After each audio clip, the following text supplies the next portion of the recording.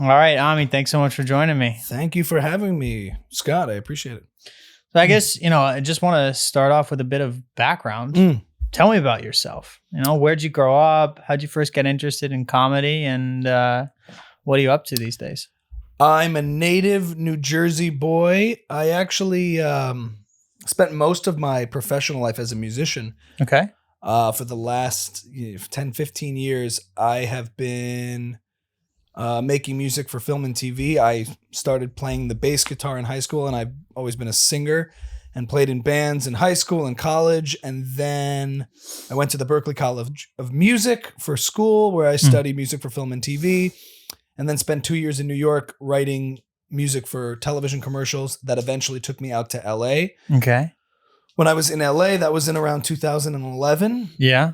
I formed a band there called Distant Cousins, and we have been very active in writing and getting our music placed in films, TV, commercials, trailers, shows, all that kind of stuff. And then we started getting into some composing work as well. So we also were performing all over LA and New York and would go around doing our shows. So I was an active, and I still am an active musician full time, as a music producer, singer-songwriter, and composer. And more recently, I would say with comedy, over the past couple of years, comedy was always like this, skill and talent that I wanted to tap into and do more of. It was more like a neglected child. So it was very much a part of me, right? Certainly socially, doing impressions, making my friends laugh, performing occasionally on the comedy side, but more of that energy was put into music. But comedy was this neglected child. And also there wasn't as much of an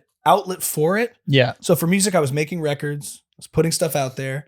But for comedy, it wasn't until TikTok really that I started to utilize it as an outlet for primarily comedy. So I started using social media for just some music stuff and occasional comedy bits that I was posting on Instagram. And then I took to TikTok in like early 2019, and I said to myself, I'm just going to try this. It's fairly new. No, it's not a household name yet. Yeah. Been hearing about TikTok, and I'll just put something up daily. And I started doing like impersonations and impressions on a daily basis and using it consistently. And then one day I was sitting in my car, and like a Gary Vee video popped up on my feed. And I was like, oh, let me try this guy. So I threw up my phone in the car. It was like 4 p.m. on a Thursday or something. And I was just like, I'm just so sick of fucking 40-year-olds complaining that they're not killing it, right? Like, if you want to win, fucking move to Louisiana and start a fucking peanut butter brand, right? Like, fucking peanut butter. Okay? So I put up this video and I watched it a few times. I'm like, maybe I can refine it. Whatever. Should I post? Should I not post? I've been posting sort of 5 days a week. Every day, 5 days a week except the weekends. Up until this point for like 2 months. And then this video, I said, all right, I'll post it. That was like 4 p.m. And I was getting a couple hundred views on a video, maybe 1,000 here or there, maybe 110K or no big deal. I was just like, just doing it consistently. That was the point. Then an hour later, I like refreshed like 14,000 views. I was like, geez, what? I start refreshing the video, 14,000, 25K, 50K. And the next morning it was at like 140,000. Shit. And then by the weekend, it was at like 500,000 views, this one Gary Vee video. Then Barstool Sports reached out to me. And Dave, whatever his name is. No, not Dave Portnoy. No, not Dave Portnoy directly. He wanted to do a review. He was like, you're not. That's no. Barstool Sports, I don't know if it was Dave directly. It was just his channel. I haven't done a Dave Portnoy video, but I want to, which is like, can I curse on this podcast? Yeah, I don't care. No, I was going to do a Barstool, I digress, but I was going to do a Barstool Sports video where it's a one bite pizza spoof. Right. But instead of eating the pizza, I'm going to be fucking the pizzas. One thrust, everybody knows the rules. Oh, it's burning my cock like hot lava. So I was going to do that. But anyway, long story short, the video goes viral, featured on Barstool Sports to like 7 million people. And I was like, holy shit, what is this? This is crazy. And then I kind of leaned into that and started doing impersonations daily, a lot of Gary Vee stuff, other people too. Yeah. A couple months later, I threw up a Jordan Peterson video on my YouTube channel, and he had been absent for a while from the scene. And I just did like a random Jordan Peterson impression, and that one also kind of took off. So you started leaning into these different things, and that helped me to grow a nice following on social media and helped teach me a lot about how the platforms work. And since then, I've been putting out a lot of content on a daily basis, growing interesting audience in that social media space. And now I'm doing stand-up and taking it out onto in front of live audiences. So that's where I am right now. That's how I arrived here. Here. Hell of an overview. Yeah. You know, I guess I think it was Byron, who was a poet, who once wrote or said, I don't know, like, I woke one morning to find myself famous. You chuck up a video about starting a peanut butter business in Louisiana in the voice of Gary Vaynerchuk. Sure. And you wake up with 500,000 or 500 million views or whatever it was. Yeah. So it does a lot of zeros. I think the consistency that predated it was the most important thing, more than the video itself. Because I've had a bunch of videos that do well along the way, but it's really about the consistent output of stuff that has helped to grow it. Right. Because if everyone arrived at my profile and there was nothing else there, like, I don't think I would have retained anybody. Yeah. But I had 2 months of videos of the consistency. So of I really having think it's really that, and sort of TikTok was like this club that I was frequenting. Became a regular guest, and so it sort of helped. I think, I don't know if that video itself would have done well if I wasn't a regular on the platform. I don't really know how the algorithm works, but once I was familiar and kind of comfortable in that, knew the lay of the land. Knew the lay of the land. I think that was a big part of it too. Yeah, I guess one thing I also want to dig into here is this music. Impersonation connection, because when I think of, I mean, we were sitting here before this interview started and you were going through various different accents, which were hilarious, including, Australian accents, whatever. Right. Yeah. Like that. Exactly. That. Yeah, sure. And I think I could never do this. I mean, I'm a writer of words. I like reading. Yeah. But when I talk to my friends who are musicians, they can hear a song and then they can sometimes they can just start playing it themselves on piano or guitar or whatever. Or they can sort of hear something and then visualize what the notes actually are going to be. And you're a musician too. So when you heard Gary Vaynerchuk talk for the first time in this video, or I mean, maybe you heard him before, you hear Steve Irwin talking on TV or Dave Portnoy or whoever, and you want to do an impression of them, do you think to yourself linguistically, like, what's the intonation that I need to do? Or is there a similar relationship between what you sort of, how you go about creating your impersonations and how you go about, thinking about like creating music? It's a good question. I think that, maybe even subconsciously, I don't know. I think with impressions, it's more, I don't know if the word is subconscious, but it's more automatic or automated. Right. Where it's like a light switch that turns on. And sometimes it takes a second to discover what the, like, it is about somebody, like an impersonation. But there's always like a factor, certain tics or something that somebody has that you go, oh, and you hone in on, that's what it is. Yeah. And with music, it's a little more technical, like, okay, it's in this key, the song is in this key, it's based on these scales. And I when you study music enough, you can learn to identify those patterns. So you can hear something and say, I know that's a minor pentatonic scale. I can hear the scale. So it's a little bit more of a technical process on the music side of things. But you have trained your ear, as you. So I've trained my ear on with music. I can tell you what interval relationships are between notes and things like that. But with impressions, it's not something it would be harder to teach somebody to do it. It's more like my physical reactions and abilities to form an impression kind of respond to what I can pick up on. So if I, with Gary, I picked up on the like. Oh, I see what he's doing. So it's like. I'm like, so once I was in on that, I'm like, oh, okay. And then over time, you're like, there, and then you can, after the fact, I would say with music, it's more before the fact. And with impressions, it's like after the fact, I can dissect to you what the things are, but it's more like you have to crack it. Right. You have to crack that code of what a person is. And with Gary, a lot of it's visual too. It's barely the sounds. It's like, imagine looking at a mirror. Instead of seeing yourself, you see, say Gary, right? Or Jordan Peterson. Do you visualize the other person you're impersonating? If I look back at what the impression is, I'll be like, oh, Gary, so. And I'm in. That's it. I'm there. Right? Like, and if I was going to go to Jordan, like on some real shit, right? Like I would.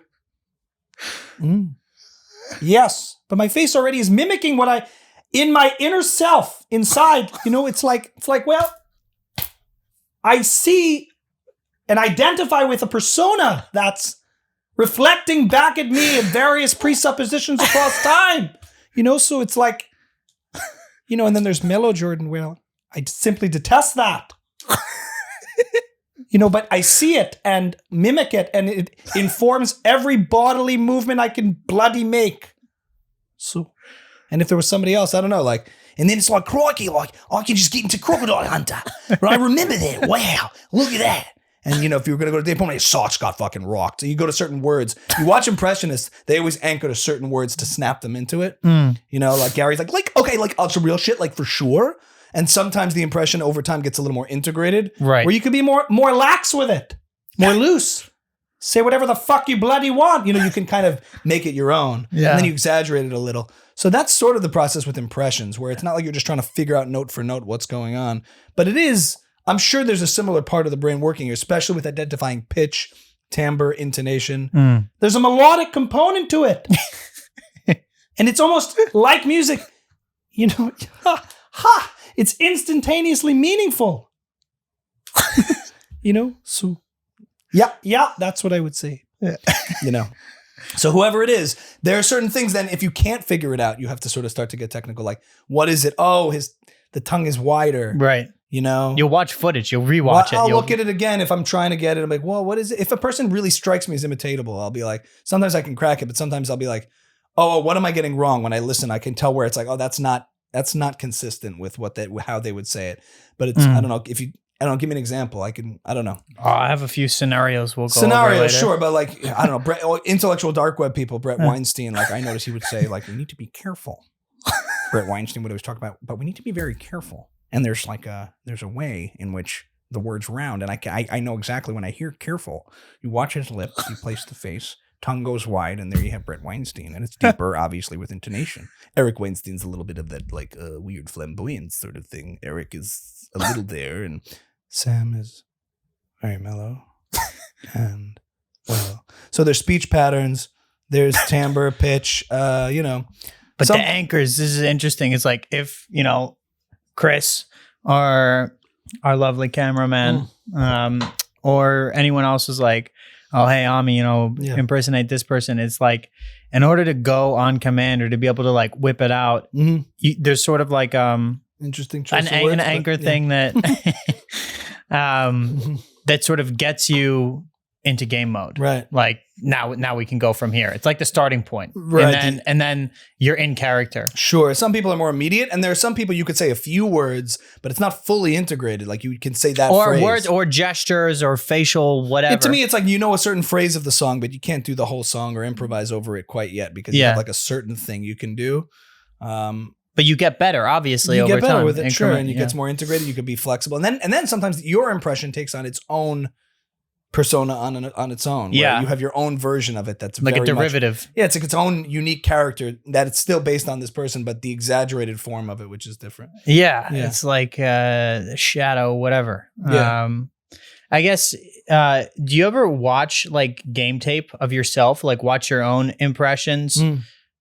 Next to without sound. Do you ever like watch a video of yourself next to a video of Gary? Or I mean, Gary, you have down packed at this point, but someone new and like, review the game tape like a basketball player would? I mean, I do watch the tapes because I edit everything I do, so I inevitably watch. I'm watching. But to like look for what's the teeth doing, what's the cheek doing, all that kind of shit. Yeah, it doesn't get down to that fine a detail as much as I watch them and I try to get it. Like if I know when something feels a little off or a little not quite clicked in yet, Right. Yeah. But as far as that process goes, I mean, even with your voice, as I watch you, I could make a victim of you right now. Please, no. No, I mean you have like embarrass me. But if I place my voice back here a little bit, yours is a little further back, and I don't know you well enough yet to have the full picture.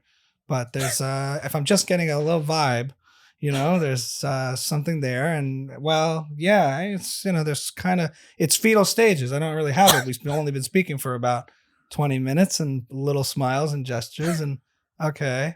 And your cameraman's cracking up, so I'm onto something, right? And even if I shifted to him, there's like you can see Chris in me, That's a poor choice of words too. But like little things. So yeah, that's you.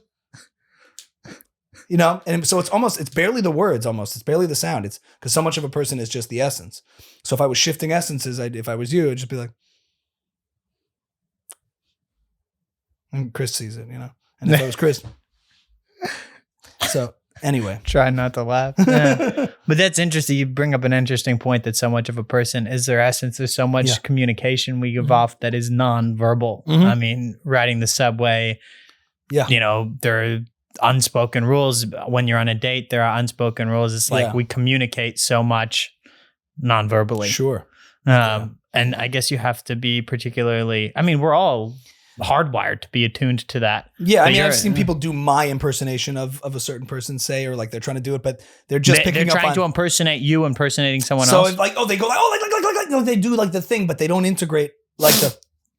They'll take a piece of it. They take so you're picking slice. up on the lowest hanging fruit of it. That's the obvious stuff. But if it's not fully integrated, it's really everything. It's like the way a person moves, the way they tilt their head.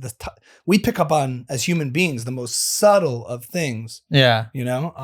Like like Jordan Peterson is just like, if I just did the littlest things, the people are like, oh my God, like they see it. Yeah. It strikes them like, oh, So part of it is just leaning into those very unique particularities about any character, any person, any individual. Yeah. When you were talking about earlier writing music for television and film, my mind, I have it written down here, my mind went straight to Charlie Sheen, 2.5 Men. That's how he made his money, was writing jingles for TV commercials and such back in the day. Was that what inspired you to get into the music for TV? I drank Tiger Blood and I just felt like I had to do this. No, I think I was doing it before that show was even. I never watched. No, no, I'm just kidding. I didn't watch. Honestly, I was trying to coax you into doing a Sheen. Charlie Sheen. I haven't heard. Sometimes it like leaves your inner ear of like what Charlie Sheen sounded like, but it's sort of like Charlie Sheen. I drank Tiger Blood and I became a jingle writer. I don't really remember exactly. When you haven't heard somebody in the public spotlight a while, you sort of forget. But I drink Tiger Blood and Panther Blood. I actually drink Panther semen. That's really what does it. It's not just Tiger Blood. It's all big cats. It's a good chaser if you ever have gin or vodka. I agree, absolutely. I'm also HIV. Yeah, all that shit about HIV. Turns out I was like, actually, this whole charade, I'm just HIV positive. Holy shit! Remember that? Anyway, that's Charlie Sheen. Maybe he got the HIV from tiger semen. Maybe it's possible. Yeah. How would you classify yourself? Segue out of that. Tiger semen. Yeah. Well, there's nothing wrong with a little bit of tiger semen. You add a little bit of garlic, some onion, dice it up, fry it, add a little bit of oil. I get it. How would I classify myself as well? No, I'd like to continue with this, get down to the recipe. But no, I was going to say in all seriousness, and then I realized I'm interviewing a comedian. I'm not going to say in all seriousness. Yeah. But, I want to talk about how you classify yourself, because you're sort of in this new creator space. Right. It used to be, I would think that you'd start off doing comedy shows, like doing stand-up comedy. You'd, make your way through the clubs, and it was a fucking brutal business from what I understand. People are mean and unforgiving and, not nice. And it's, you try to go from club to club and build up your reputation. And that's how some of these big guys made it to have their own Netflix special, whether it's whoever, Dave Chappelle, Bill Burr, whatever. Like back in their day, they're older guys. They were at the comedy clubs. But now, we have TikTok, we have Instagram Reels, we have Facebook, we have all these ways to sort of give not a full routine, but like little clips. And that's you're involved in this. So I guess where do you see yourself in the space of because you do both live stand-up and TikTok, and then also how is the space transformed? I don't know anything about the comedy racket or the comedy business. There's multiple avenues in now, right? You can have a teenager in their room making TikToks. You could have people, YouTubers like Jake and Logan Paul. Sure. Built their little YouTube empire, or it's not so little, right. And then another boxers. I've been working on a Jake Paul actually, so whatever. I'm actually worth like 60 million. Plus, I bought a picture of a cartoon pigeon, which is worth 75 million. So if you include my NFTs, plus a golden boxing glove that I'm selling on eBay for $75 billion. That's going on next month. It's a golden boxing glove that I used to knock out. What's his name? Who I box? I don't even care anymore. He's just irrelevant to me. So, yeah. I got stung on the tongue by 7 bees yesterday. That's why it's like this. I need an EpiPen so bad, but I don't care because I'm too fucking hot for an EpiPen. I don't give a shit. I don't give a fuck. Sorry, you triggered my Jake Paul. But yes, they're YouTube empire. It's unbelievable. I get your question. Like, what's comedy? How do you go think about what is even the comedy space now? Right. So I can't speak to what comedy was. I can speak to the music scene I came from, because that's the scene where I really put in my time in the grind of working clubs, playing for 6 people. Yeah. Years and years and years of that. And it's probably not so different. But full disclosure, I got into this comedy scene really through the social media space. And what I've noticed is, but I'm in a unique position because I'm not like, when I do a stand-up set, I'm not on stage for the first time. I'm not green to the stage or the mic or the audience. It's just the format is different because it's stand-up and not music. But I am familiar with how to work a crowd and dynamics and timing just from doing music for so many years. Yeah. So that gives me an interesting advantage because there's a lot of parallels and similarities between comedy and music. For the stand-up. For doing stand-up. Yeah. But I can tell you that being able to build an audience really, really fast is great because it emancipates the creator. In other words, you don't have to be greenlit by some big network or audition to tell you that you're good or worth pursuing this, or that your stuff might sell, or that you will resonate with an audience. You can test all those things yourself, and you get immediate direct feedback via these platforms to tell you if people are liking what you're doing. Yeah. The disadvantage of not having to go through that grind the way Burr and like comedians who've been in the game a long time have done it is live stand-up is not the same as sitting behind a phone editing yourself for 30 to 60 second clips. It's 5 minutes at the beginning, or 7 minutes or 10 minutes of you and a mic and a live audience. So if you're uncomfortable in that space, or you think you could just get up there and do your TikToks, it's not going to work. Stand-up is a very different format that requires a whole different set of written material to be worked out in front of a live audience. And if you have people who are ready to show up for you and see your show, but you're not ready to give them something that is worth coming back for, you can trip over yourself and get a little bit ahead of yourself, putting the cart before the horse, so to speak, in terms of having people ready to see you in a live setting, but you don't have the fitness built up over the years of being able to get up in front of an audience and perform. Yeah. Well, the endurance is just different, I'm just saying to be prepared to be able to do that, because that's a whole different set of skills. And it doesn't mean you're not funny, but stand-up comedy, when you're up there, you know right away if you're not prepared. Like you'll feel it, and you'll know that you're like up shit's creek without a paddle, very, very quickly. Yeah, it's like being up. Or toilet paper, perhaps. But it's like doing you put together one song on guitar, you threw a video together on TikTok, you played that song really well, and it went viral, and now everyone wants to come see you for an hour set, and all you know is one song played one way, and now you have to come up with an entire set, and you can't play any other song, and you can't play it any other way on that instrument. Yeah, but people are ready to see you for an hour. Yeah. So you either have to figure out a way to play catch up with that, or just you have to put in your stage time. You have to put in your time to build up that live performance fitness ability to be resilient and have material that's strong and that works. So you kind of still have to start from the bottom up. I think there's no way around that when it comes to live performance. But it's great to be able to cultivate and sustain and maintain an audience that will be ready to come see you when you're ready to perform for them. But I don't think you can skip the steps that it takes to get good at it, to get good at stand-up per se.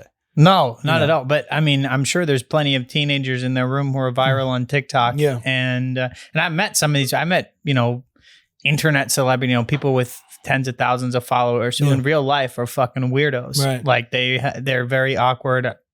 at parties, and like I didn't enjoy hanging out with them, and online, like they're the coolest person ever. Right. And then I met them.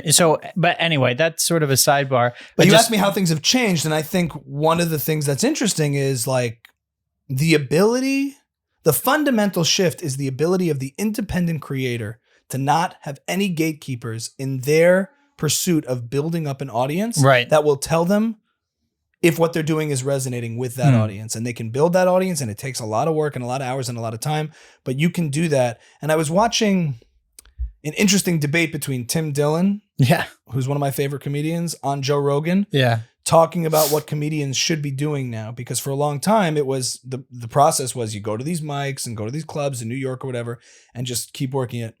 Yeah. Then he was like, Joe, they shouldn't be doing this now. If you're a comic, forget it. You should not be going to mics and doing stand-up. And Joe's like, what are you talking about? It's still comedy lives and breathes at clubs. He's like, yes, Joe, but you need to be focusing on a podcast. You're not going to do it. You're not going to do it. No, but he was making the serious point that what comedians need to be doing, maybe in addition to that stand-up work, is building their audience via the online digital world. Yeah. You know, and that's how they're going to do it. You're not going to go to a club and then an agent's going to find you and put you on a sitcom. It's not going to happen. You'll fall in line. You know, he's like, it's not going to happen where somebody's going to come with you in the 90s, early 2000s route, see your set, put you, it's like, you're not going to need to go to Montreal to these big festivals. That's not where things are headed. Right. This was his point, so it's interesting. But his point is, it's headed in the direction of the new space of people creating their own platforms and their own channels with their own audiences. But the thing is, if you get up in front of that audience live, you need to be able to deliver, no matter what. So that's going to still take the same process. But the means to success might be different than what comics of the day had to go through in terms of building the audience, not building the ability or the skill, but I think still. But so the means of building the audience are different now and are shifting into it's like what Andrew Schultz once talked about. It's like, it's not TV, network cable and network TV anymore. It's TikTok and YouTube and whatever the next thing is. Right. It's going to be the way to hustle and grind on those things so you can build an audience. But the means of actually getting good at something still stayed the same. Repetition, consistency, stage time, more videos, whatever it takes. Why would some person who's very successful at having built, like a comedy career on social media of doing clips, even bother going to the clubs at all? I mean, it's a different energy and it's a different reward, I'd say. It's great. Comments are nice. Likes are nice. Shares are nice. But no, I know. I mean, it's like it's a different. But there's form nothing of the like same a sport. live audience laughing laughing at your jokes. There's nothing like that interplay between the audience and the performer. If you feel you don't have to, it's not something you have to do per se. You can, and you could do full on sketch comedy and make videos and things like that. But if you're a performer, and I am one, you really are sustained by that, that energy of getting on stage and performing for a live audience and giving that to them and them back to you. That give and take is addicting and rewarding and fulfilling. So that would be the reason why. And you also, if you can do that, it opens up a whole slew of opportunities for you in terms of, being able to perform live and do things. And, that having that as part of what you do and you're in the package can be very valuable and help you grow your audience and maintain a career out of it. If people, there's nothing like people, especially people talk about how to monetize on social media and, sell this and merch and showing up for a hard ticket and putting butts in the seats. That's one immediate way to have a career as an entertainer. Yeah, absolutely. So that's why. I don't know if you were being rhetorical with the question, why do stand up? But no. I'm just curious. Yeah. So I think that's part of it. Some teenager in his room who's become a TikTok celebrity. Like he's, rolling in it. Why would he want to go and, embarrass himself being a shitty stand-up comedian when he's a very successul TikToker? Yeah. It's a self-awareness, right? No, I'd say do what works for you. Like if that's what works for him, great. I'm just saying you were asking also about comedians specifically. So in that sense, and stand-up and how it translates into the new stand-up era that we're going into. Yeah. I think we're going to start to see a lot of, I don't really make predictions because I don't really know, but you're going to start to Psychic. see, somebody I imitate does, but you're going to start to see more live versions of things Right. that are not just stand-up comedy. Yeah. Live podcasts, live of multi-purpose events where it's some stand-up, maybe some music. Guys like Andrew Schultz are trying to innovate in that way. He's multi-purpose. Like Bo Burnham. Yeah, well, he's like a musician and comedian. That's his act. But you might see someone where a band opens the show, and then there's a comedy set, and then there's a podcast set, like a festival, like the SXSW type thing. But not even in a festival, even in one event. Like go see Flagrant 2 live, right? Like the Flagrant 2 podcast, and he'll do some stand up. They'll sit down. They'll have I think you're going to see that kind of more innovation happening in comedy. Yeah. And fusions between music and comedy, where like Schultz was like, we're competing with every single act out there. When you fill a stadium, you got to bring more maybe than, I mean, there's something special obviously about just the mic and the comic and that ability to fill an hour of time entertaining people in their seats with just that. So the simplicity has always been a beautiful thing, but it's also open to these, as people are consuming media in such different ways. It's not just like, oh, I watched the sitcom and that guy's on the sitcom, so I'm gonna go see him live because he's a comic. He's on that show. You know, Everybody Loves Raymond, got the stand up and he's got his, what are you doing, Dubber? You know, he's got his thing. We're gonna go see him live. It's all based on the writing of the stand up, and the show's based on the stand up. The stand up's based on the show. Yeah. Whatever that is. So you're gonna see a reflection of the way people are consuming so much media now with podcasting and stand up specials.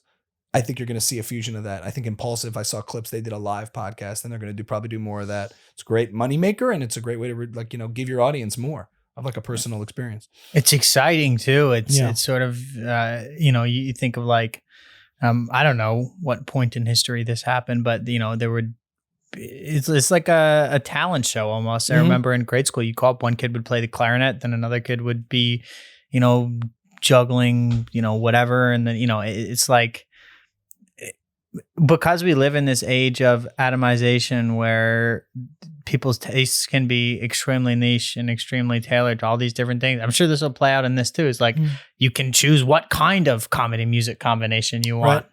But it's an interesting, I hadn't thought about this before. Like the appeal of like live spectacle is not to be understated. Everything's online. Everyone was locked up for 2 years. If you can go out, you can fill a stadium and like see a bunch of cool shit. Like, I'd fucking go to that. I like that those lines are being blurred now of like what types of entertainment are like the standard things that people go to. You know? And TikTok has like just opened the hood on all the kinds of cool things people do.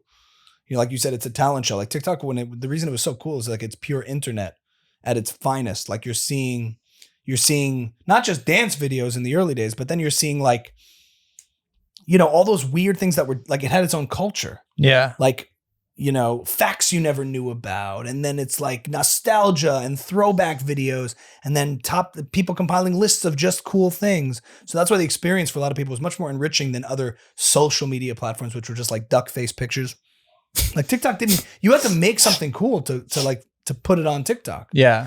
You didn't have to, but it wasn't going to get anything. But TikTok would reward things that people responded to. Yeah. So it was much less social when it was starting. It was much more media, and it was much more like, oh wow, there's all this creativity everywhere and all these different kinds of funny. That's what always was rewarding about TikTok too, like different kinds of funny. Different tastes. I mean, everyone has different tastes. Yeah, and not just in the traditional sense. There was just like people who were like, hard to describe, but you'd be like, this guy's hilarious, and he does reaction videes. Yeah. Now, you could knock it, but it's like his facial expressions crack me up, and I just watch all his videos. So there are guys who've made careers out of just like, and it sounds silly and it sounds dumb. I know what you mean. You can knock it, but I'm like, this is what he did, and people respond. And they become a meme, basically. And like, it's hard enough to find things that people respond to, but it's like a Bill Burr once went off on a video. Someone was talking to some woman was like, can females make it? And you think they're a funny woman? He's like, of course. What are you talking about? Of course. And he's like, you know what? Stop complaining. All right. Write your own horse shit, and hopefully people respond to it. Okay. We're all out here eating out of the same shit sandwich, write your own horse shit, and hopefully people respond to it. It's like, that's the idea. You put stuff out, hopefully people respond, and you keep going. Yeah. So TikTok has been a cool space for that. Yeah.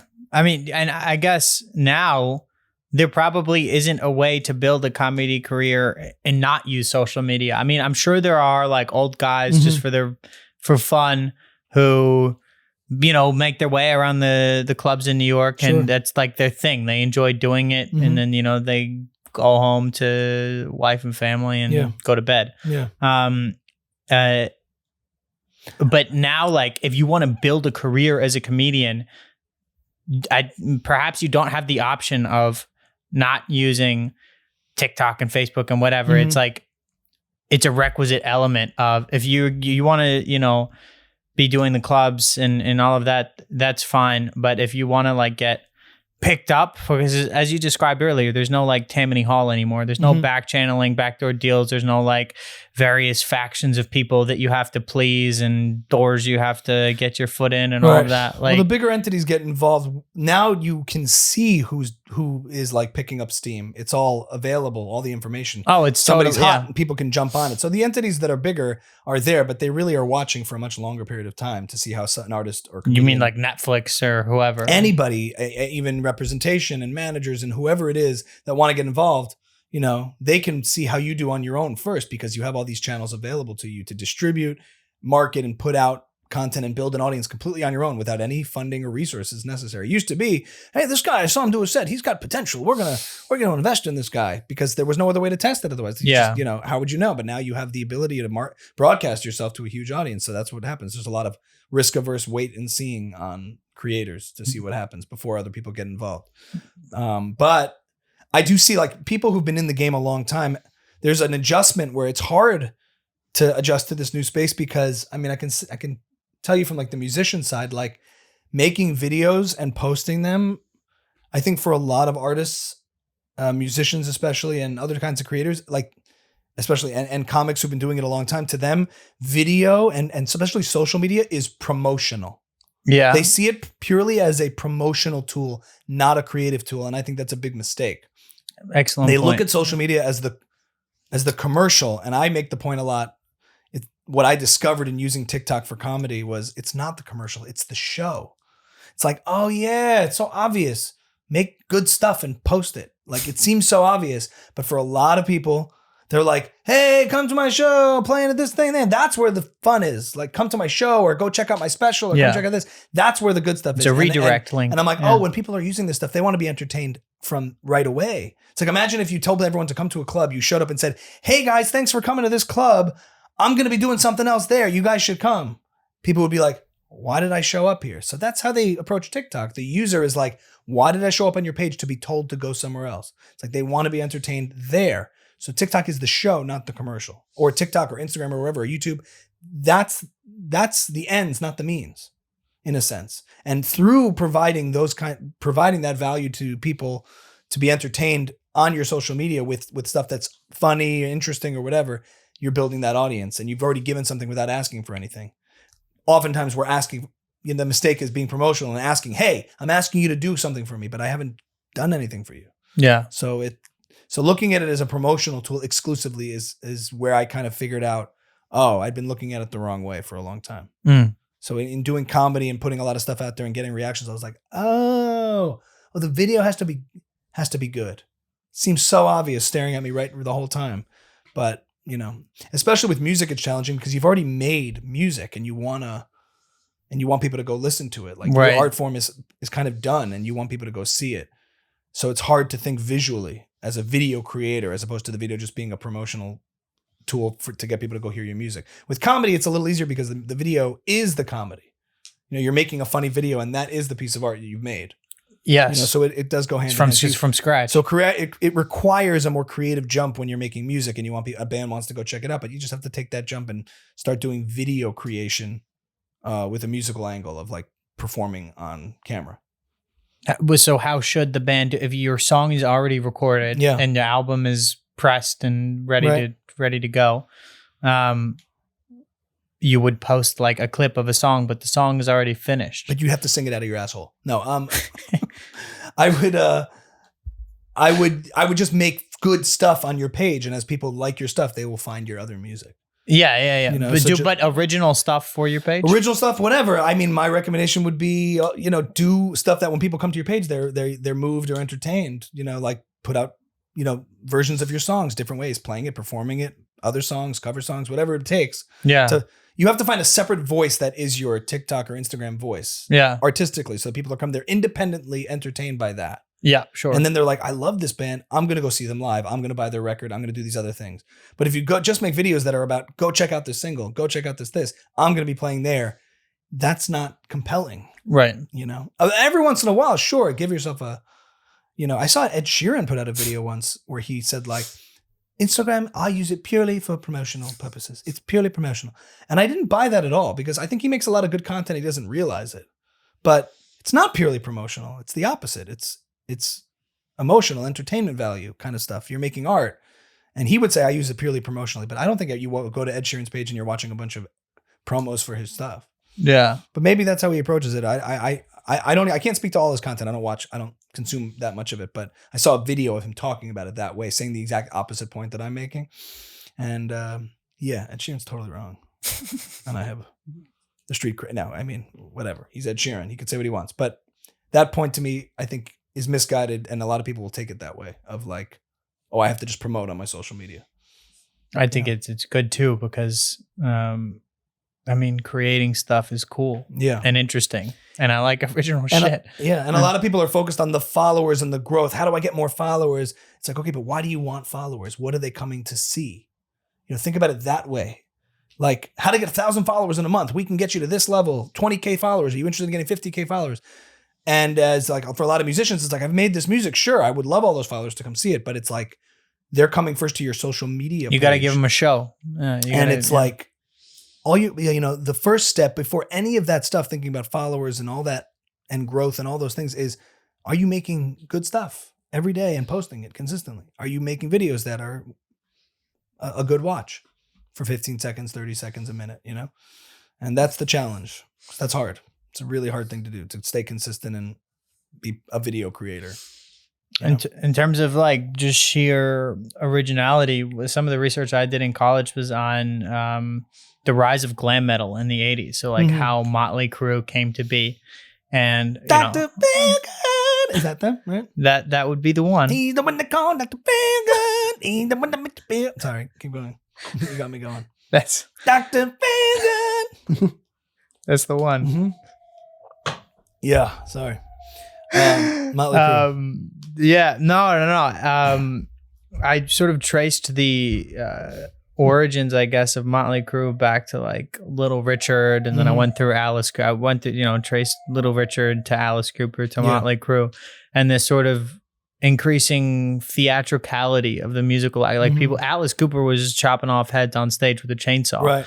And so the idea that they're not just there purely for the music, they're there for the showmanship, for the theatricality, for the experience with the pyrotechnics and the smoke and the fucking Alice Cooper chopping off heads and Little Richard, like, dancing around all over the place. It's sort of, people came because it was original and it was interesting. And back then there was no TikTok. So anyway, to your point about I at the same time you had, in the 80s that was glam rock, but you've always had eras of different things that involve sometimes just a simple folk singer songwriter filling a stadium. Yeah. But I will say that there's always been a visual component to music, even before there was video. Vinyl records were dressed up in interesting art and sleeves that were fun to look at and pieces that were tangible. And there's always been this pairing, because as we experience things, like, we're not, most people can see, so they want to be moved by something visual in addition to music.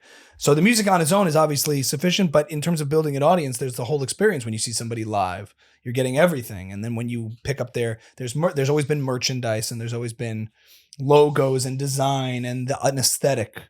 So TikTok is really just that expanded, not just TikTok, but any sort of making videos to support what you're doing and grow an audience, is just expanding that aesthetic and creating something, around, to just help expand what your music is doing, It's the whole package. It's not just, because I don't want to get off I feel like the idea of like, you have to bite off a goose's head and be crazy in order, the music isn't enough. It is. I just mean it's never been separate from the visual component.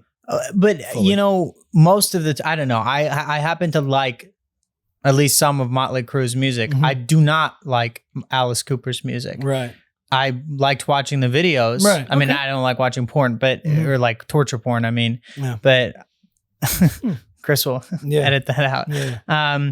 But Alice Cooper, like the music itself isn't, in my opinion. I think some people go there less for the music than for the show. Right. Whereas, but it's the artist. People like that's a more holistic view of people are responding to him as an artist. Yeah. Like everything he's doing. Mm. So it's not just people are not listening to songs in isolation. I like that song. I like that song. The people respond to stories and artists and characters. Right. And that's what he was embodying, all of those things. And music was a part of that. Yes. Yeah. Absolutely. Absolutely. It's the same with Motley Crue. It's like it's a whole lifestyle. They were the debauched, hedonistic, whatever. So there's a culture. Obviously, you can't separate those two. It's all a part of something bigger than just a single song or a record, Yeah. Absolutely. He's the what they call Dr. Fan. We should sting the episode intro and outro with that. We should. Chris will get on it. Just every once in a while, I'll just be walking and just sing that to myself. It'll pop in. Dr. Fan, he's the what they call. Oh, you gotta love it. They're doing a revival tour now. Really? If Vince, is sick or something, they should call you. He's still alive. Vince. Didn't someone? Vince Neil. He is very much still alive. Yeah. I mean, really? Yeah.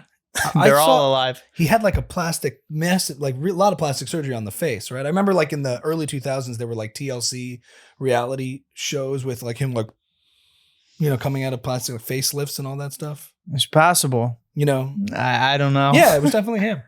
I think all of them are still alive, original members? They're all still alive. Yeah, there were 4 of them. Well, they replaced Vince with some guy in the 90s very briefly, and then they got rid of the replacement and Vince came back. There was a whole little falling out. Okay. Motley Crue has had a revival because of that movie, The Dirt. Right. Machine Gun Kelly and whoever else was in it. Isn't there a Pam and Tommy documentary or something like that? Oh, now there is. Yeah. It's like a short TV show. Right. I haven't watched it. I think it's an animated kid series now. It might be an animated kid series. Yeah. Tommy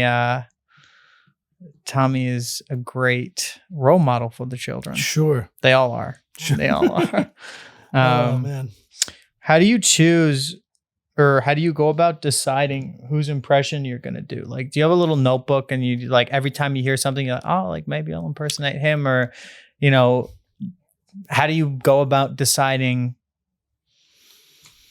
who you're going to impersonate? Right. Because you can impersonate anyone like decently well. Right. I mean, but like if you want to be really good, like you're known for your Gary Vee impression. Like how do you choose who gets the honor? Right. I really am. I'm looking for funny more than a particular impersonation. I'm looking for something I can make funny. Like I'm not saying the second I catch myself saying, okay, what Gary Vee video am I going to do today? It's like, no, that's not what I'm aiming to do. Right. I go where I think there's funny. So I'll spend a little bit of time sometimes just like browsing social media and finding videos. And there's particular corners that are fun, like the gurus and self-help guru space, entrepreneurship gurus, the Grant Cardones, the Ty Lopez's.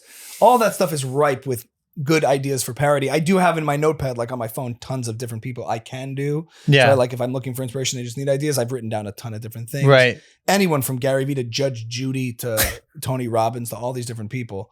And sometimes it'll come to me. And when it comes to me, I write it down and I'll even put like on my daily, this week's content, I'm going to do this. If I come across something that I'm like, oh, I've got to riff on that because that is too funny. Or Alex Jones will be a guest on Flagrant 2 and I'll be like, I'm going to rip this parody and I'll start thinking of funny ideas on how to parody it and spoof it because I like doing that. That's like part of one of the things is like parody of things that I follow.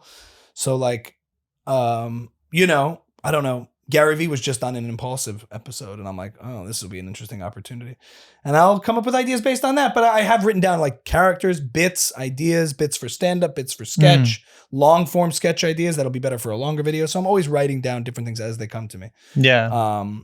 And if there's a particular episode of something, if Jordan Peterson I've come across is on a particular episode of something, maybe I'll perhaps go there. I'm not set to anything, but I'll see that and be like, oh, like Douglas Murray and Jordan Peterson have a conversation, so maybe I'll spoof it and come up with some funny angle on it. Right. Like, I think like Bret Weinstein was on an episode of Lex Fridman's podcast. I don't know. You know who Lex Fridman is? No. Probably maybe I should. It's like an intellectual podcast. He has a lot of thinkers on. So I don't know. I decided to spoof that where it was talking about ivermectin, but he was also talking about Viagra. It's like in addition to ivermectin, Lex, I also took a Viagra pill before I went on Joe Rogan. And I can tell you that while it was very helpful, it was also very dangerous. I mean, I couldn't stand up for 3 hours. I mean, and I can tell you that the Viagra was effective, and the entire time I was on the podcast, I did not test positive for COVID. So there could be a link between Viagra and COVID prevention. Now, we don't know this, and we have to be very careful. Very careful. Yeah, exactly. Because, the combination of Viagra and ivermectin, Vivermectin, as I call it, it's a cocktail I've created. You see, I'm just riffing on it now. This combination can leave you hard and COVID-free for months. And that's something that Heather has really benefited from. Oh, absolutely. It's been nonstop. He bumps into walls and knocks over things. I don't even mind. I don't even mind at all. Vivermectin is the solution for COVID and erectile dysfunction. And I think that if you gave everybody this cocktail that Bret has created, you have fully erect COVID negative patients constantly. And, so that's an example. There you go. Thank you. Yeah, no problem. For the example. Now, you need to be very careful. I'm semi-erect right now. So that's Sam Harris' response. I wanted to respond to his Vivermectin video. Clearly, I don't do a Sam Harris. I've been trying to crack that one. That's another. It's more just like, it's very. So you can do a funny aspect of it, but the Sam Harris impression I don't have down. It's just. I'm going to do a video at some point where he gets on Joe Rogan, but just puts everyone to sleep. He's like, Sam, what are your thoughts? Well, Joe, and everyone's just like, Jordan's there too, and a bunch of people are just dozing off. Getting a bit sleepy, Sam. It's so relaxing. Your bloody voice is knocking me out. Anyway, as a comedian, I digress a little bit. Sorry. No, you're all good. Yeah. It's sort of similar to my... That's how I come up with ideas. Anyway, that's where we were, to button it. Yes, that is where we were, I guess. Yeah. It seems. You're saying the process of who to impersonate. I don't know. Just whatever I can think of, but I write them down as I think of them. Well, no, I mean, it's a similar thing. Like, I'm a writer, a creative writer. I used to carry around this little, 3 or 4 inch like notebook. And every time I'd hear like, a phrase would come into my mind, or I hear a song lyric that like stuck in, I would write it down. Yeah. And at the end of the week or month or whatever it was, not the month, the end of the week, I would review my notebook, and it'd just be a random collection of things, like a quote someone said.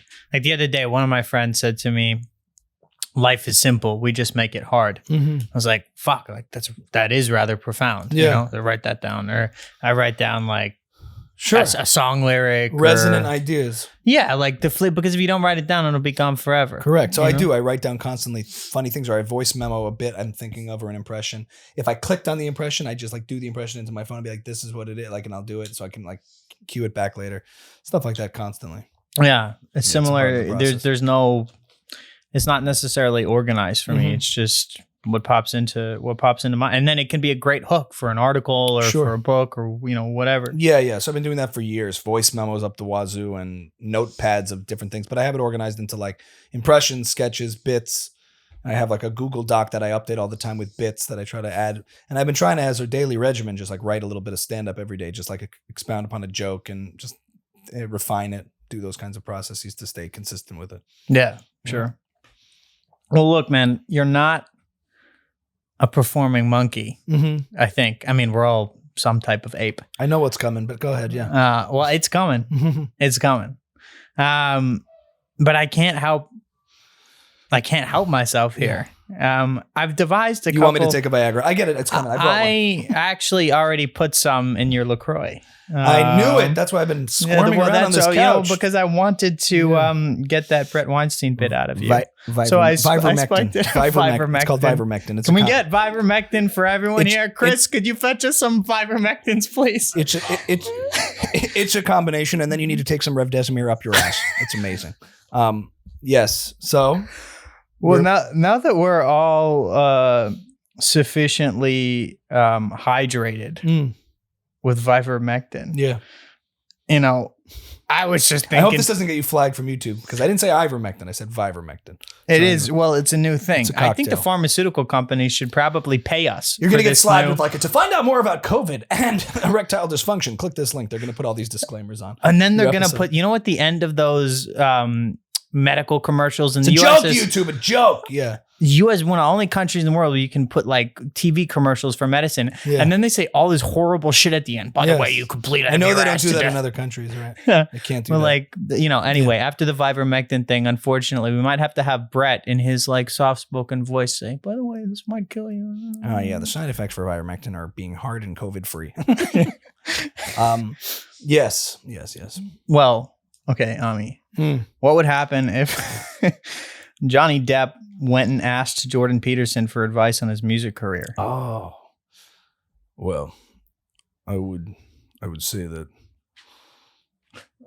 Dr. Peterson, I always wanted to be a musician and became an actor by chance. Well, life is complicated, Johnny, and you don't plan that. But in order to get good at something, you have to start by not being very good at all. Well, yes, I wasn't very good at all at acting. I wanted to play guitar, but then my wife shat in my bed. Well, shitting the bed, especially intentionally, is disastrous consequences. That's bloody chaotic. And a lot of women, they think in this toxic position that they take against the patriarchy, they can go around defecating in people's beds as if that's some sort of feminist source of pride. I think that's a bloody mistake. And, a lot of women, are paying the price for that. Don't shit the bed. I think you said that very well, Dr. Peterson. And I wouldn't shit the bed, but I just want to play guitar. Well, you should do that. But make sure you take a shit beforehand, You don't want to hold that in. Could be toxic and bloody, absolutely detrimental to your being and your soul. Well, I think that pretty much sums it up. Okay. Thank you, doctor. Thank you. I feel that I was just in a room with Johnny and Jordan, and now I have some good advice on a mega pint. Yeah. A mega pint. Anthony Fauci approaches Gary Vee and asks him to explain social media. Oh, okay. Well, Mr. Vaynerchuk. What up? Anthony, what the fuck is going on, Tony? I fucking love this shit so much. I honestly think you're massively underrated, right? I know people were freaking out about your abundance of caution, but I think you have to stop giving a fuck about other people's opinions. Well, I appreciate that very much, Mr. Vaynerchuk, but I did have a question. I'm trying to rebrand myself after my reputation has been so tarnished on CNN, right? Honestly, I think CNN is just, they're legacy players and they have no idea what the fuck is going on in the future. But I honestly think I think even you, on some real shit, are worried about COVID because you're insecure. Well, I'm not insecure. In fact, I honestly, on some real shit, you could think that. But I think you're insecure. I think you care too much about other people's opinions. Well, what do you suppose I do going forward? Are you on LinkedIn? On some real shit. Tony, are you on LinkedIn? I have a profile. Yes, you need to be posting on LinkedIn 80 times a day, every 10 minutes. I really believe that. On some real shit. 80 times a day, every 10 minutes. I'm a busy man, Gary. That's a fucking excuse, Tony. It's a fucking excuse, right? It just is, right? It just is. I understand. Okay, 80 times a day, every 10 minutes. I'll do my best. And honestly, stop worrying about COVID so much, okay? I think you're worrying about COVID because your parents, and a lot of parents, especially immigrant parents, are overly abundance of caution, insecure about disease, right? But I don't even fucking wash my hands, let alone wear a fucking mask, right? I buy MetaMasks, but I don't fucking wash my hands. Well, you should certainly wash your hands, Gary. I don't fucking believe that. I think that's a fucking illusion. Right? And a lot of parents, especially immigrant parents, believe that in washing your hands. I don't fucking wash my hands, right? Natural immunity leads to community. I really believe that. What the fuck is wrong with you? Okay, there you go. I think you're wildly misguided, Mr. Vaynerchuk. Well, luckily, I don't give a fuck about your opinion. On some real shit. Stop biting your nails and spreading droplets. I think you could use some of my droplets for... my droplets are made of fucking positivity. On some real shit. I really believe that, right? Okay, LinkedIn it is.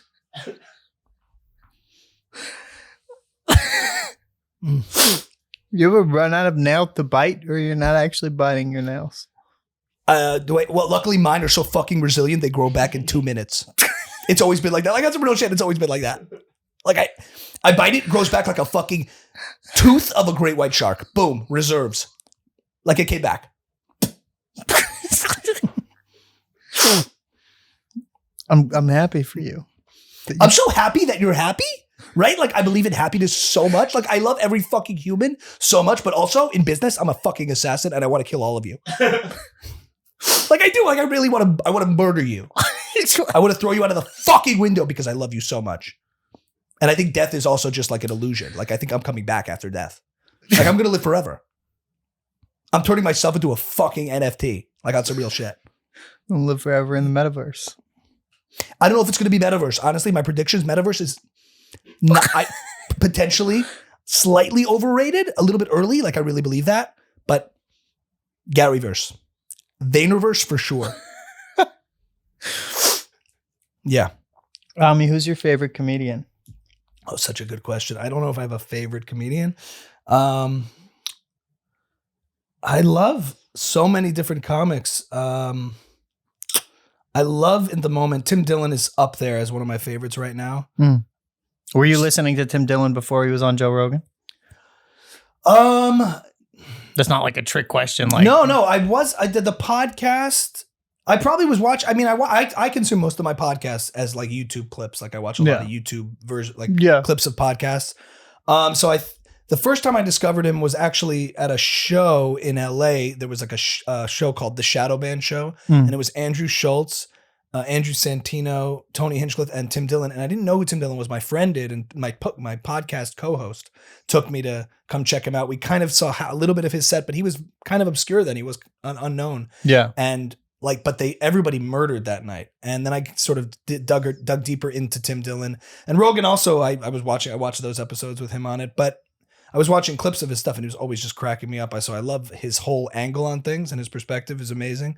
I love Andrew Schultz. I love Sebastian Maniscalco for writing stuff. Like, I love watching even cleaner comics who are really about the material, and like, you know, Gaffigan and, there's other comics. Every time I get this question, Nate Bargatze. Nate's got a more mellow energy. But I like appreciating like jokes on their own merit, like just the jokes and seeing how that works. Because I'm getting into the writing process more. Love Sebastian. I love Sebastian Maniscalco. Sebastian Maniscalco's great. I love Patrice O'Neill. Rest his soul. He was awesome. Bill Burr, obviously, and Louis C.K. and these that everyone recognizes as some of the greatest comics. They're great. I also identify a lot with like hybrid music comedians like Reggie Watts or Bo Burnham. And I haven't watched that much Bo Burnham, but the idea of using music in a comedic act to enhance the comedy. Yeah. One of my goals creatively is to integrate that, because I do I performed as a musician for a long time, as I mentioned, and I could do live looping and all these other kinds of things. So there's like those hybrid guys who I identify with that could do a bit of both. So I like looking to them for inspiration. But yeah, there's a place in my head for a lot of different people for a lot of different reasons. I love what Schultz has been able to do in terms of building up his audience online and then take that and build this whole empire. Right. Andrew Schultz and the Flagrant 2 space of what they've been able to do. And his crowd work is like untouchable. He's one of the best crowd work comics I've seen. Crowd work meaning like working off the crowd and improvising off of that and creating jokes. I discovered more over the pandemic, Sam Morrill and Mark Normand. Okay. Watching a lot of their stuff. More through TikTok, I discovered Sam, but then I started watching more, and I want to go see them live more. Oh, and I have to give a shout out to Jesse Kirsten. Do you know who Jesse Kirsten is? I don't. Oh my God. Just an assassin live. I came to this random show of hers once that she did at some like hotel for like some private event that she was brought in to do. It's like a really random thing, but a friend of mine was opening, so I went to go see it. Right. And my ribs were like broken by the end. Jesse Kirsten, I don't want to get it wrong, but we've been in touch a little bit, but she's really amazing. And she was just on Tim's podcast too. She's one of the best stand-ups I've ever seen. I'll have to watch it now. Yeah. Jessica Kirsten. So check that out. So those are some good recs. What, I mean, you're a comedian, so I don't know that you would have just one, but do you have a particular joke or one-liner that sticks out as favorite? Maybe isn't the appropriate word, but something even stupid. Joke? I can tell you my favorite, which is incredibly stupid. What? What do you call an alligator in a vest? An investigator. Oh, God. That's a good one. That's cute. I don't know. A joke. Or a one-liner, Rodney Dangerfield, whatever. Yeah, I tell you what, I mean, my wife, she tells me, hey, I'll tell you what to do. I don't have, it's hard to do those like a joke, but let me think. I don't know, from when you were a child, not now, whatever. Oh, I used to have a joke when I was a little kid that Sure. I used to tell as a child, which got a lot of laughs as a child. Like, why can't wizards have sex? I don't know. I mean, why can't wizards have sex? Because they have crystal balls. Maybe it'd be better as Gary Vee. Why can't wizards have sex? Honestly, because they're insecure, right? They have so many powers, but you know what they don't have the power of? Fucking branding. Honestly, Gandalf hasn't gotten laid in like 7 years. Like, you shall not pass is really like a metaphor. I really believe that. You shall not pass. He's holding a big phallic looking stick. He's like, I haven't stuck this in anything. Right? Right? Crystal balls, like only I can predict the future. Like, I really believe that. And I don't need a fucking crystal ball to do it. I just need to know what's in here and what's in my heart. Because I really believe that. Anyway, that's my joke. I'm glad I was able to hear that one. And then just final question here to wrap up. There's a lot of people who watch your stuff and they think it's great. They love it. It's hilarious. Cool. And they want to get into the comedy racket. What advice would you have for some, teenager in his bedroom in Delaware or wherever the hell he is, watching you being like, oh, like, this guy is, in the words of Gary Vee, like, this is some real shit. This is funny. Like, what advice would you give to some, young teenage kid starting out thinking like, oh, maybe I want to do this as a career? Gratitude. I couldn't resist. Whenever I get a layup like that, I just do. They should have gratitude, honestly. Like, imagine their family was brutally murdered every day. And if they do that, they'll be successful. Listen, exposure therapy. The only way to to get good at something is to do it. As uncomfortable as it is in the beginning, and as a serious matter, Jordan Peterson, I saw a video that came out that he said, like, in order to get good at anything, you have to start by not being very good at all. And that's very unpleasant. Most people don't want to go through that process, whether it's learning guitar and they're like, it's very unpleasant. Those first workouts when you're trying to get in shape are so unpleasant until it becomes pleasurable and nice. And you don't know if you're going to enjoy it until you at least get through that threshold. Right. Seth Godin is an author who talks about the dip, where you embark on any creative endeavor. There's always that dip where you get into this space where you're not good and it sucks. But if you push through that, the people who can push through that and get to the point where you can actually enjoy it again, because at first you're like all enthusiastic. Oh, I want to play guitar. I want to do this thing. I want to get good at this. I love it. I love making jokes. I'm friendly. I'm funny with my friends. And then you dive in and you're like, oh my God, I'm awful. And you don't even know how awful you are. Right. But the exposure therapy is what's most important, applying yourself to doing it. So if it's stand-up comedy, going to mics, going to clubs, working stuff out, writing every single day as a regimen, as a discipline. Set aside time to make sure you write every single day and set yourself up in an environment that's going to allow you to actually, pull through on your commitments to yourself. So I write literally on a whiteboard next to me the things I want to be getting done on a regular basis. Write, stand up daily. And I put it there so I stare at it all the time. And I think a lot of those environmental things really do work, because one of the things, and I talk about this on my podcast a lot, is everybody has ideas and goals and aspirations. And they just remain in your head swimming around. Yeah. And they could be that way for years. And then the burden just gets bigger and bigger. Oh, I really wanted to do this year. I want this to happen. I want this to be happening. I want to start a podcast. I want to do this. And then you're just like, I wanted this. And it's just now you're carrying this yoke of like a heavy, heavy burden of these potentialities, these things you want to do that aren't real things. How do you break that? And I think a lot of people get advice about, oh, just do this, just do that. But there's a deeper question, is what do you do in order to do something? Like, how do you set yourself up to actually execute on goals and ideas and aspirations? And I think it's all about creating systems for yourself that on a daily basis, you're doing the things that will inevitably lead to the things that you want to happen. Moving the needle. That means write it down in front of you so that you have a visual of the things that you want to be doing. And on a daily basis, don't say, I want a Netflix special. That's what I want. Because that's some big lofty goal. What does that mean? How are you going to get there? Write comedy every day. And as long as you're doing that, you're winning. Like, that's the victory, not the Netflix special. That maybe that comes, maybe it doesn't. Maybe it comes in a different form. Maybe Netflix doesn't exist in 30 years and it's another thing. Maybe everyone has their own Netflix You know what I mean? Like, and that becomes what the legacy media of today that's dying is. You just don't know. But what you do know is you're applying yourself every day creatively and building up creative fitness so that when the opportunities do come, you're ready for them. Yeah. You write stand-up every day, and then you get an opportunity to do a 15-minute set, and you have a ton of material to test out. If you haven't been writing every day and you're just trying to get that opportunity, you're not going to be prepared for it. Write things down, put them in front of you, and create systems in which you're participating in these systems every single day to work on your creative fitness. Write a little bit of music every day. Doesn't have to be perfect. Just start. I think Simon Sinek, you know who that is? Some guru guy. He was just like, it's not about accomplishing the goal. It's just about starting. All you have to do is do something and start something and do that on a daily basis and be consistent with it. And that's the very first step that most people miss. They're trying to aim for here before they're like stepping onto here. Yeah. Cool. That's good advice. Well, I mean, thanks so much for coming on the show. My pleasure. Great to be here, and thank you for having me. I had fun. I had fun. Yeah, I covered quite a bit. Yes, and we discovered a new mystery drug. So that's good. If I say it one more time, you'll get flagged on YouTube, so I'll leave it alone. But we'll link to it in the comments. We'll sell it on Alex Jones Infowars, right? Infowars, Vivermectin. I'm sorry, I had to say it. You go to Infowars now, and you'll get Vivermectin, and that will give you a hard on and prevent you from getting COVID ever again. I can swear by it. I'm taking it right now, and boy, am I stiff as a dog. How's that for a close? Thank you so much. Good to be here.